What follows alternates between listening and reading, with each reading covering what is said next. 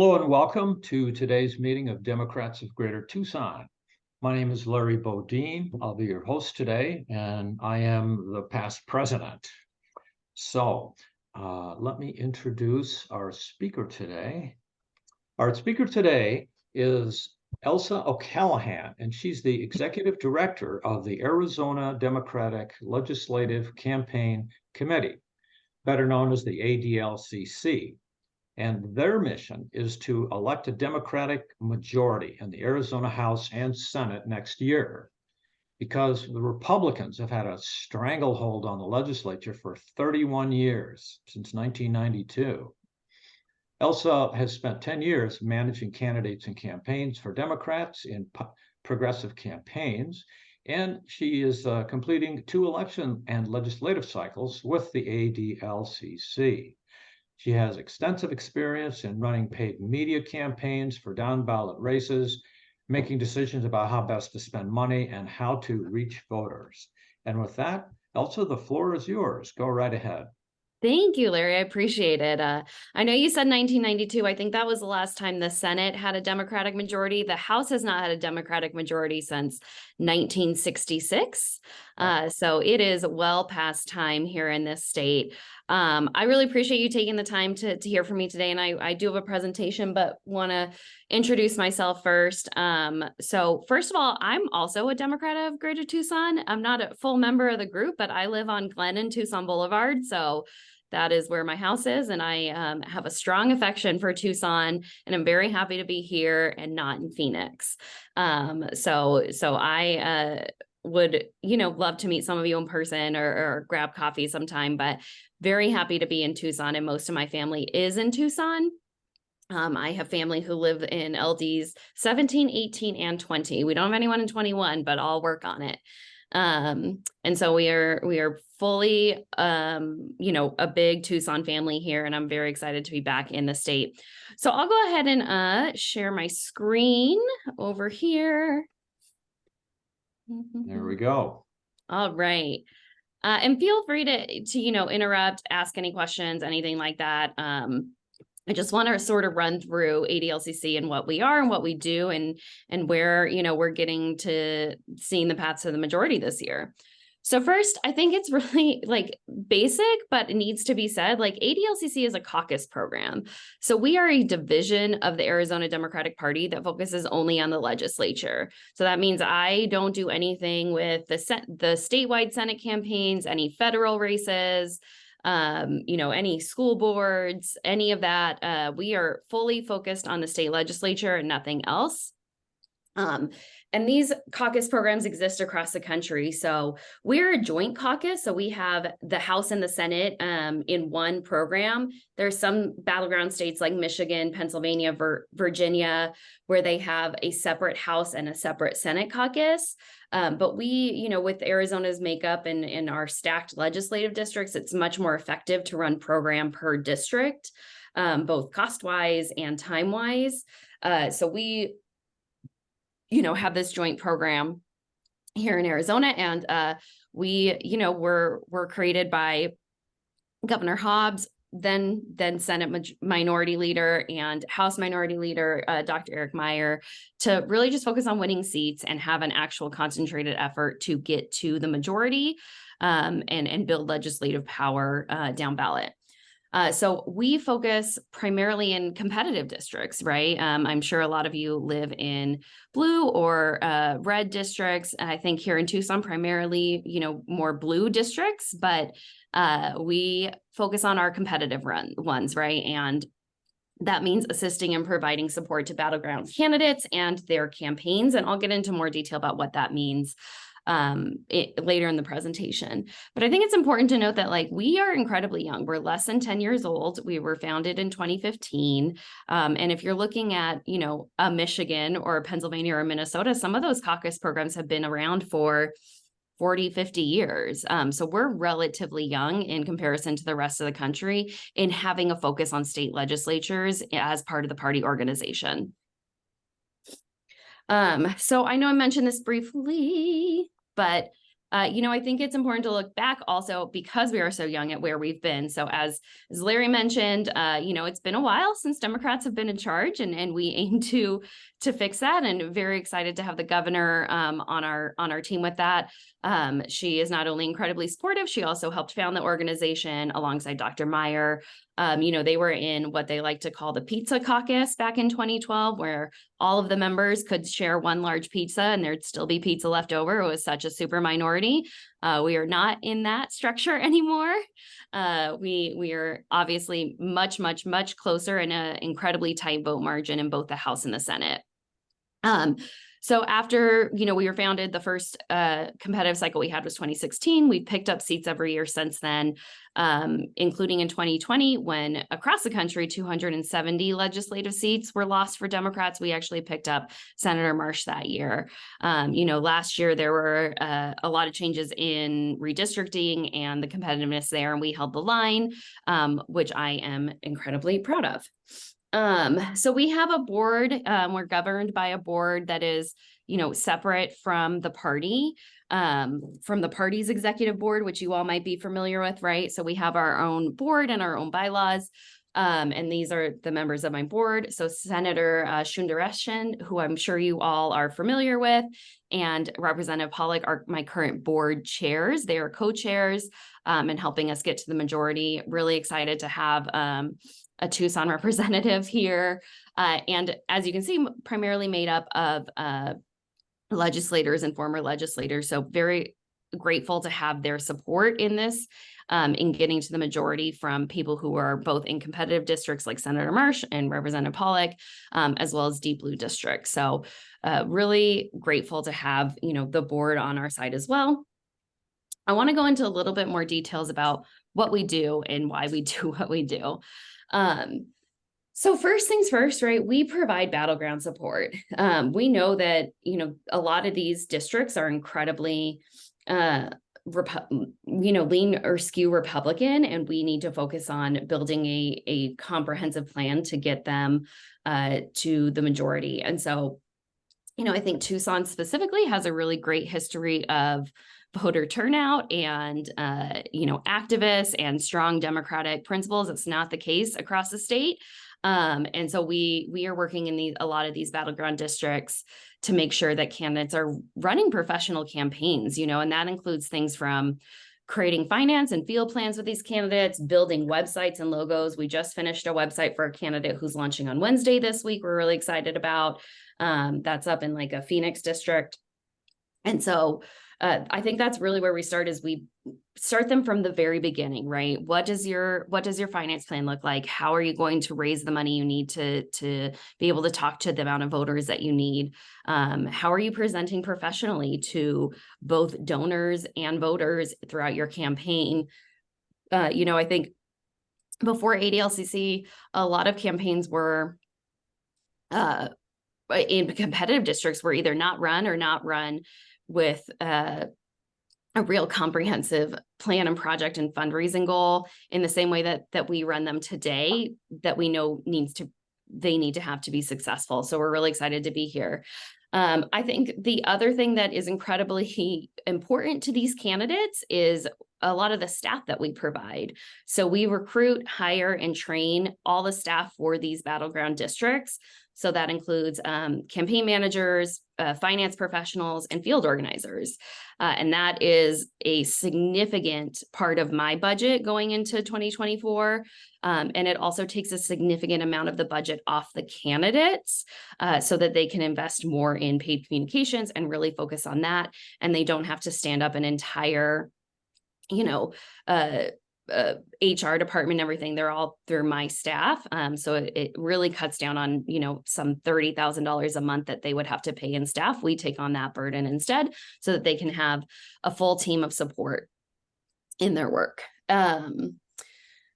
We also invest in paid communications for our battleground candidates. So I'm sure you all love seeing 4,000 digital and TV ads all the time from October and November next year. I apologize, we are a part of that. But we know it's essential, especially in a district if you're looking at like LD17, where it's very weird and large and you can't drive straight across it. It takes a significant amount of time to get across it. And there's a number of gated communities that we can't always access. How are we going to reach these voters that we still need to turn out and or persuade if we can't get to their door? So we layer in paid communications. And I say layer because it's never one of these, it's always all of these. Door knocking, digital ads, mail, television, if the budget allows, texting, all of those things are layered together so that we can be the most effective we can while speaking to these voters. And then district staff really works on the ground with LD leaders to build this sort of like long-term lasting infrastructure in battleground districts, getting the volunteer network year round, right? If you're looking at LD4, for example, excuse me, if you're looking at like an LD4, which is now in, Paradise Valley where Christine Marsh is, it's the old LD28. There were, years, that's a decade of work that's gone in there to get that district really, really organized. So it's really exciting to like see how this district has grown year over year. And that's where we work really closely with the LD chairs on the ground to make sure that we're helping them and they're helping us. It's really a symbiotic relationship to make sure that these organizations are existing year round. For example, LD16 last year, we got Keith Seaman elected along with the help of many people on this call and in Tucson as well. Keith won in a district, right, where the vast majority of the statewide candidates lost. Mark Kelly lost here, Katie Hobbs lost, Adrian Fontes lost, and Keith won this district.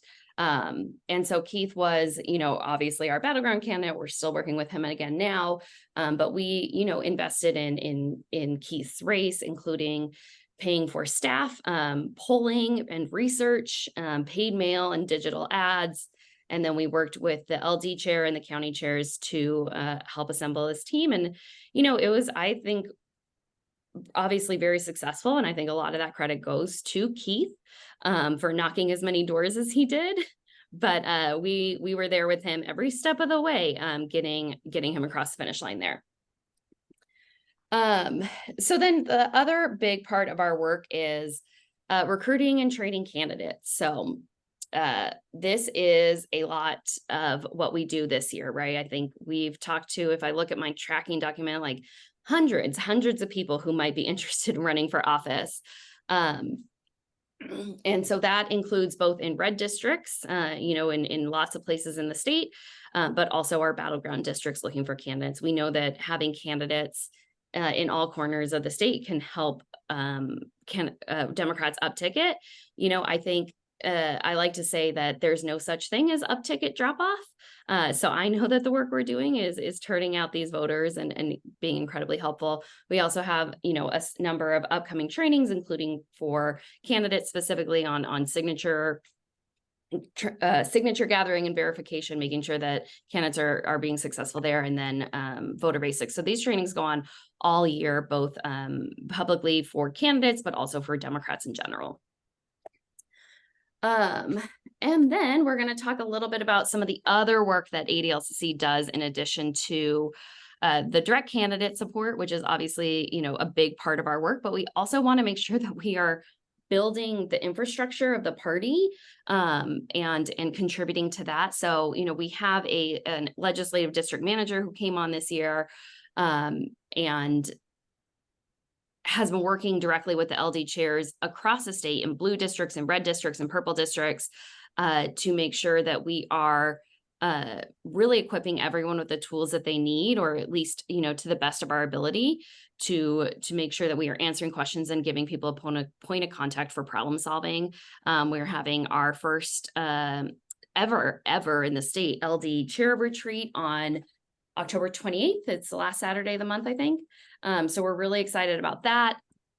And these are things that have, never really existed before, is a structured form of support for LD chairs. So we're really excited to be building that as well. So path to victory. So I think everyone here knows, right? We need 2 seats in each chamber to get to the majority. We would love more than that, but like that's the bare minimum. I'd love to have, all the seats in each chamber, but I got to be a realist here. And so we need 2 seats in each chamber to flip the legislature. We feel pretty obviously confident this year about the work that is able to go into it. And we obviously need all of your support to help us get there and get across the finish line and adopt some of these other districts. So this is where we are looking in terms of what seats we are looking to flip and protect. So, with the IRC from last year, there's toss-up districts, and I put toss-up in quotation marks intentionally because, LD4 is a quote toss-up district. It has a 20,000 vote registration advantage to Republicans. Similarly, LD17 has a 11,000 voter registration advantage to Republicans. So the vast majority of these districts are all leaning heavily Republican if you just look at the numbers. So it's all an uphill battle, but this is sort of what we're looking for in terms of getting to the majority. I don't need to go into all this detail, but I think everyone on this call knows that LD17 is a big part of that path down here in Tucson. So how you can help, and then of course, happy to answer questions. So help flip the legislature. It doesn't matter if you're in a red, a purple, or a blue district. Be a PC, continue coming to meetings like this, canvass for your legislative candidates, donate to your local legislative candidates or your purple district candidates. Shift capacity next year, right? After your primaries are done, come join us in some of our battleground districts. I know Priya did that last year. I fully expect a number of our candidates to come help us in the post-primary time next year to get to that majority and help us get across the finish line. We want to knock, well over 1 million doors next year, and we need all of you out there with us to knock those doors. And then ADLCC, of course, we are the only organization that's here focused entirely on the legislature and nothing else. So anything you can do to support us as well would be amazing. Happy to answer any questions, but I will stop sharing my screen so that I can see all of you again. All right. Well, thank you very much. I'm really impressed with the breadth and depth of the work that you're doing. Sandy Saltz, you have a question? Go right ahead. Hi, Elsa. Aside from those of us who may be able to donate a few bucks, where's the big money coming from to support the entire effort? That's a great question. Yeah, so we get money from a lot of sources. So partners and PACs like the ADLCC. I don't think that surprises anyone. They're one of my big national partners and very interested in Arizona this year. Some labor unions, and then a big portion of our budget comes from individual donors, honestly. So individual donors like yourself, if everyone's giving $20, like that's incredibly helpful. So a lot of it is individual donors. Thank you. All right, let's turn to Steve Linder, our treasurer. Go right ahead, Steve.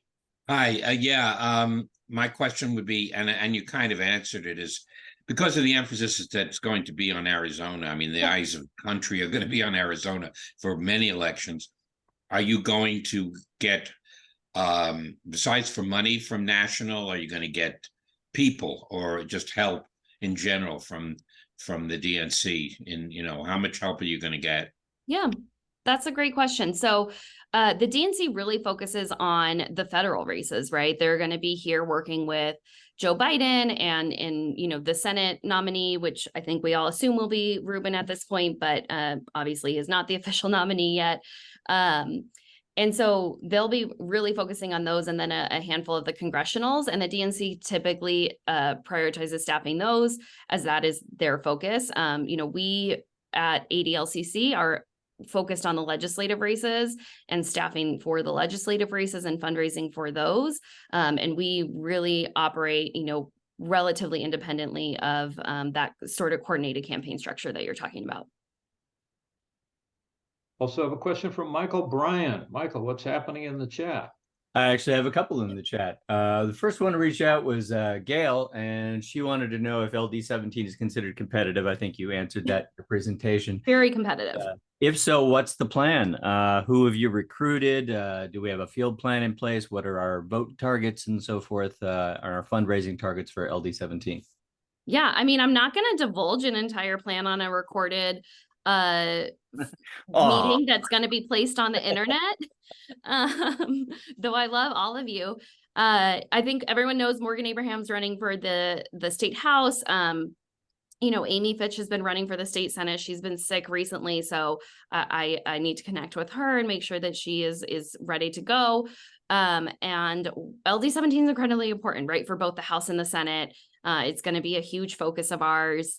We are going to be, you know, looking here, as many other people will be looking here to this district the entire time. And that is what I will say without getting into all the details there. Okay, fair enough. Paul Stapleton Smith wants to know, again, some inside baseball information. How many staff members are there currently at ADLCC, and what's your current budget? Can you answer so those?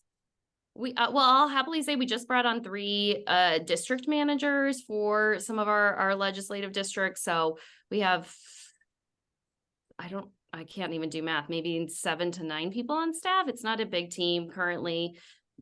You know, we have not started hiring the full breadth of the campaign staff that we will have. And then I, again, like, don't want to go into full budget numbers, but it's substantial. We got a big plan this year. Excellent. Let's see. Bridget would like to know if you can describe your coordination, if any, with Arizona List.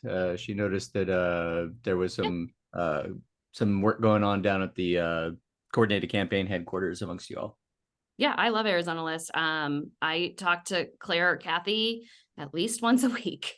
I think I was texting Claire this morning. So we work with them pretty well. You know, one of the things that I've talked to Kathy about a lot is that since ADLCC has come on, right, to the scene and you know, 8 years ago, it's really opened up a lot of capacity for Arizona List to do additional recruitment and trainings, because we are entirely focused on the legislature in a way that no one else in the state ever has been. So I work with them really well. I love Arizona List. I think we have a training coming up with them, that signature training. So yeah, they're great. Vivian would like to know what's your email address? Could you drop that in the chat Sure. for us?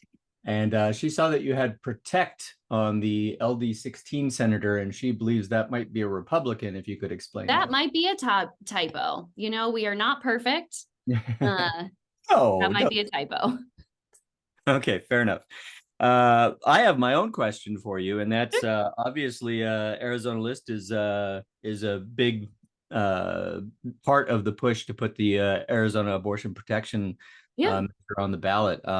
If we can get that on the ballot, what effect do you think that will have on turnout and Democratic prospects for 24?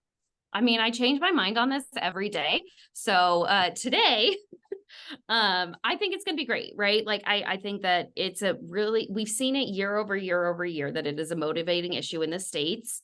If you're looking at a place like Kansas or Virginia, it's a motivating place in the states.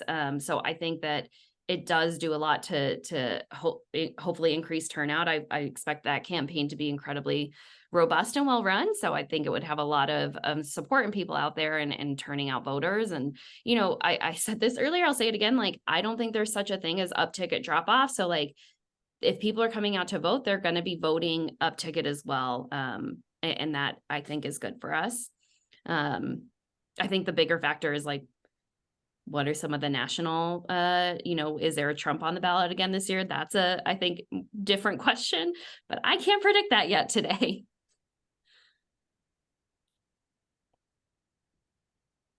All Sue, right. I see you have your hand raised. I'm going to just call on you. Go ahead, Susie. Thank you. I was wondering about Gail Griffin. Do we have anybody that can replace that strange individual? She's down in LD14, right? Maybe it's the old LD14. 19. Yeah.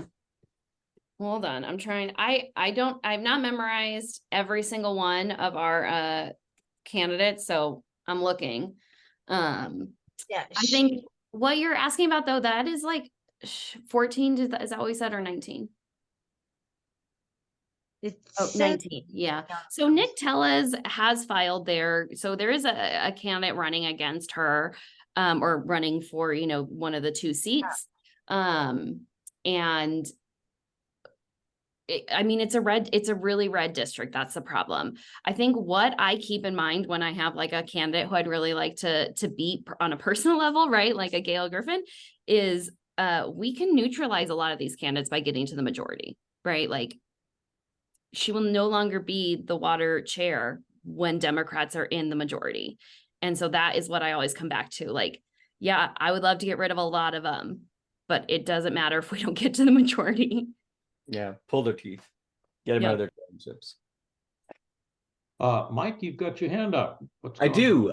Vivian has another question. She would like to know your opinion of single shot strategy versus running a full ticket in a district, in a close district.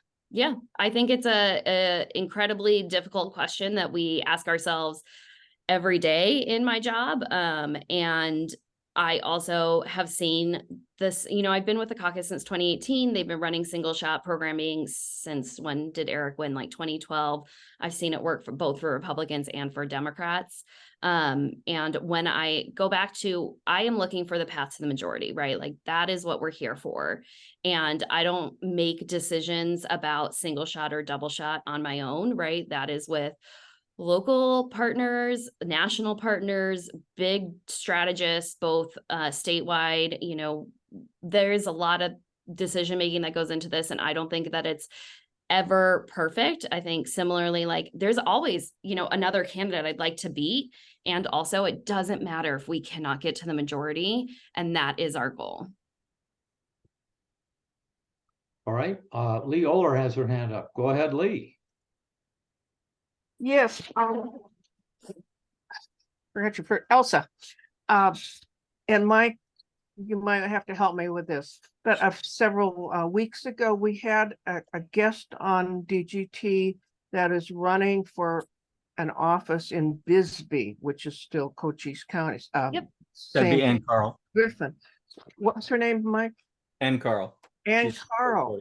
And I think it would, in my own personal thoughts, listening to her, I thought it would be a very good, anything we could do to help her run a successful race in Bisbee would take a little bite out of Gail Griffin's territory and put somebody else. Are you familiar with this race at all? Is she running for the legislature? No, she's running for recorder. County recorder. Oh, okay. So yeah, again, like, if someone's not running for the legislature, I know. Don't know who they are.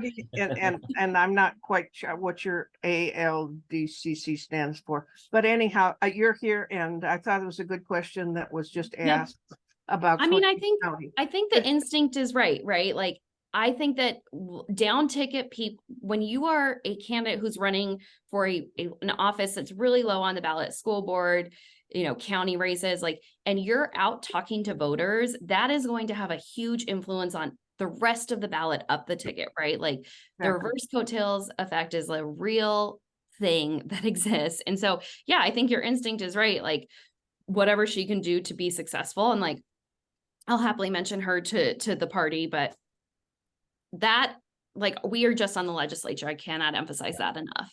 Well, you should have your eye on her for the bench for legislature. I do like that idea. Marvelous candidate. You said Ann Carlin? Carl. Yeah. And I think Ann has an E at the end. Is that right, Mike? Yeah. Great. Thank you. ANNE. All right. Okay, thank you. Thank you, Lee. Let's turn now to Susie Anderson. She's got her hand up. Go ahead, Susie. Hi, Elsa, again. Now, young people, we've got, everybody I see here may have a little gray in their hair. I mean, I do too. I was 20. Well, hopefully yours is from a bottle, but are we getting any energy from young people? Are young people starting to come out to work in politics, in democratic politics? There are a lot of them who claim they're independent. Mhm. And so there's a lot of convincing that we need to do with huge numbers that are turning to independence. What are your ideas and thoughts on that? Yeah, I mean, from what I've seen, I think that the youth vote is just considers themselves an independent because they don't agree with party labels in general.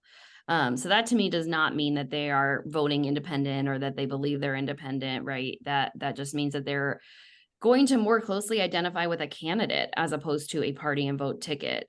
So that again is why something like door knocking is incredibly important in actually talking to voters at their faces, at where they are, you know, at events, doing paid communications, all those things to make sure that we're reaching voters. You know, I think that if this is a perpetual question, right? Voter participation always goes up the higher, the more you get older, right? Like that always is the case. And there's some really great groups on the ground of student groups. There's a coalition that's working out of Chandler for a while that we work pretty closely with. That's all like high school and college age kids. LD4 is trying to start an internship program across the different parts of the county. So like there are some pockets where the engagement is growing. But yeah, it's a perpetual question for sure. I had a quick question for you. In my personal opinion, I think that the constitutional right to have an abortion, of course, is a petition to that effect, an initiative, is going to be the top issue, and it's going to be the winning issue for Democrats. Would you agree with that? Is that the issue that you're emphasizing? Yeah, I mean, I think abortion will definitely be a huge issue this election cycle. We saw it be a huge issue last cycle, right? When Roe was overturned. I think it will continue to be. We see it, and anywhere that abortion gets put on a state ballot, it ends up being a huge factor in the election. I think that will continue. I think that is definitely one of the top issues. I don't think I would advise anyone to run their entire campaign on it, but I think that is certainly something that everyone's going to want to talk about because it's wild. You guys all know this. I don't need to preach to you. It is wild that this is what's happening. And we absolutely need to protect that, right? And I think that, voters continue to speak about that and will, be really responsive as they were last year. And what about one or two of the other issues? Name like a couple more issues that are winning issues for Democrats. Yeah, I mean, I think, the other issues that are on voters' minds from my perspective are continue to be, sort of the cost of living. I think that we've all seen, that continuing to happen. And then here in Arizona, some accountability in our education and voucher system needs to be addressed, certainly. And then there's like, different issues in each district, right? Some of the transportation and infrastructure needs are incredibly important everywhere, but they're more present in some of the rural places than they are necessarily in like Tucson or Maricopa County. Okay. And also, like, I'll remind you that when we would have had this conversation prior to the 2022 cycle, right? Abortion wouldn't have even been on the radar. Roe was in place. That was not changing. So like, I don't know what happens between now and next year that could change every conversation we just had. All right, let's turn again to Michael. You have your hand up? Yeah, I had a question of my own. Running a statewide campaign like this, there's obviously some sort of trade-off between, standard, issues that are applicable to the whole state and local messaging. Can you give us an idea of what kind of messaging you're focusing on as being effective for getting the lion's share of independent voters, which we're going to need to flip these districts? Mm-hmm. I mean, this is so boring, but I think it goes back to the same sort of issues that people care about in their homes, right? What is in our pocketbook? What are we, what are low class and working class Americans and Arizonans bringing home every day? How can we afford to send our kids to good schools? Can we get there on roads that are not going to fall apart and, have potholes everywhere? I do think the abortion is one of those bigger ones that is going to talk to independents really well about, some privacy and the autonomy of women to make decisions about our own bodies and those sorts of things. But I really I don't know that there's like an issue that says like, oh, this is absolutely every Republican's going to care about this. I think people care about their homes and their families, and there's so many issues that can talk to those. And it's how much can we connect with those voters?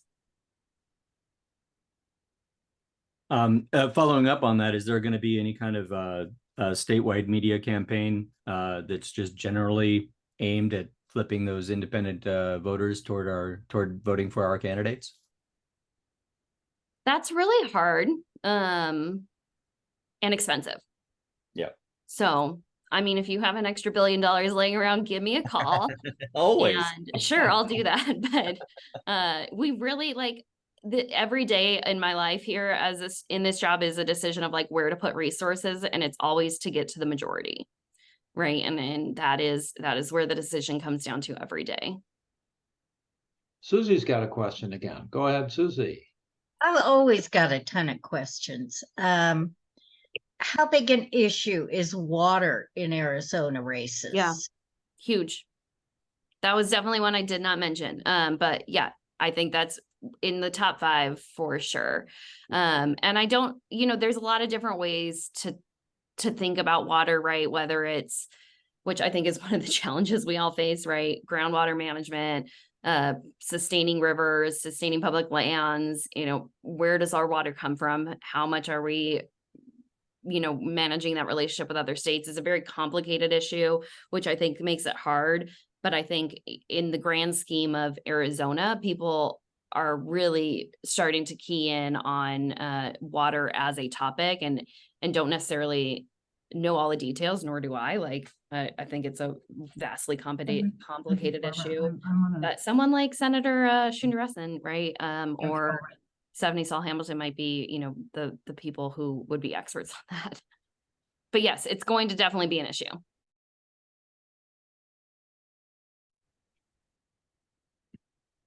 Sandy, I see you raised your hand. There I am, got me. As far as candidate selection or candidate preparation, Yep. Young people, 20s, maybe out of school, starting your career, starting a family. Got any good leads on young people getting into the game? I mean, I think you have to be 25 to run for office here. So maybe not just getting out of school. Yeah, okay, right. But yeah, I mean, look at someone like Yeah. Morgan, Abraham, he's in his early 30s. I want to say maybe is 30. And is, a young person deeply involved and invested in running for one of the most competitive seats in the state.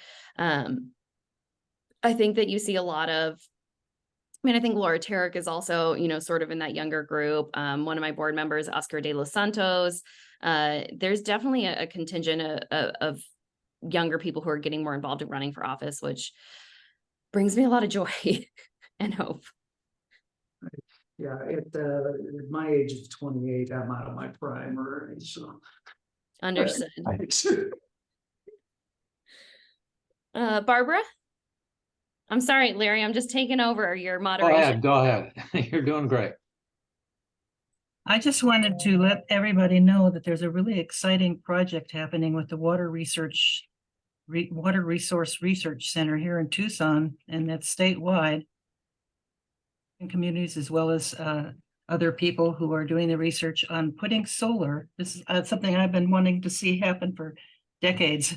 Putting solar over the waterways, over the cap, and saving water at the same time that you're producing energy. And there's real serious resource as well as experimentation, not experimentation, but modeling it and making it happen right now. So it's something we can promote in terms of conserving water. And you think that's something that people would like to hear about and get the certainly I think the Dems would be on board with something like this. We care about water, we care about clean, safe, renewable energy. Yeah, that sounds great. All right, Susie, what's up? Again, in the newspaper, as far as things going on in Phoenix, Yep. Turning Point on ASU's campus is creating quite a ruckus, and they don't seem to be paying as much attention down here, but they are a nasty group of individuals and a lot of young people. It's geared toward young people. What kind of an effect do you think they're having? Yeah, I mean, any group like this is going to come out and just be hateful, right? Like, why are we giving them the time of day? I think that it's really one of those groups that has popped up and fueled by the far right and the rhetoric that's coming out of that contingent of extremists and extreme conservatives. And I think it's not a way, it's not like an effective way to hold public rhetoric, right? I think we all would agree with that, right? Like, this is not this level of hate is not effective. And I think that, it's incumbent upon us to hold elected officials accountable who aren't condemning actions like this. So. Steve Linder has a question. Go right ahead, Steve. In Arizona, obviously, the border and immigration is a major problem, and Democrats kind of get linked to anything associated with President Biden, and Republicans have a certain way of expressing that everything is his fault and this and that. So, what would you advise Democratic candidates to when they're questioned about stances on the border and immigration, and what's the best way to handle that situation? Yeah. I mean, first things first, I'll say we work with legislative candidates. Immigration is a federal issue, so it's typically not something that we spend a lot of time talking about, right? It is a federal issue. I think in general, we have to, as a state and as a party and as people, like, treat people with compassion and humanity. And I would approach everything from that point of view. But again, federal issue. Well, speaking of federal issues, it looks like we're going to have Trump versus Joe Biden. And, oh, man, already people like Carrie Lake has come out and is just trying to be the Trumpiest person possible. Do you see the Republicans adopting that tactic in 2024? Saying, just how close they are like Trump, and maybe even seek Trump endorsements. Yeah, I mean, we see that already, especially on the legislative side. Like, there are people who are, Donald Trump enthusiasts and Donald Trump evangelists and that are already filed for the legislature. I find that remarkable because Trump is incredibly unpopular among independents and the general public. Mm-hmm. He's a loser. This guy is big fat loser over and over again. So, I mean, I could spend another 2 hours sitting with you guys talking about Trump and the psychology there, but I do have another meeting in 5 minutes. Oh, all right. Let's turn to Mike real quick. Go ahead, Mike. Yeah, Andrea Kennedy wanted to know how the issue of climate change figures into your strategy for flipping the legislature. Yeah, I think that goes back to, I would say, less climate change specific and more water and protection of our natural resources, right? Like, that I think it is more resonant and pressing in Arizona. Again, like I only talk about Arizona. That's all I care about. No offense to the rest of the country. I'm sure they're great. I've lived in many other states, but like here it's water and it's our natural lands, right? Like that needs to be protected. Yeah. Do you have a list of candidates for your targeted districts up anywhere where we can see them and, interact with them and, donate to them and all that good stuff? I do not have it in front of me, but I can certainly, I'll follow up with you and send you a list of links and websites and all of that. Great. Or someone on my team will. It probably won't be me, to be honest. Yeah, that's fine. We'll include it in our next newsletter. Perfect.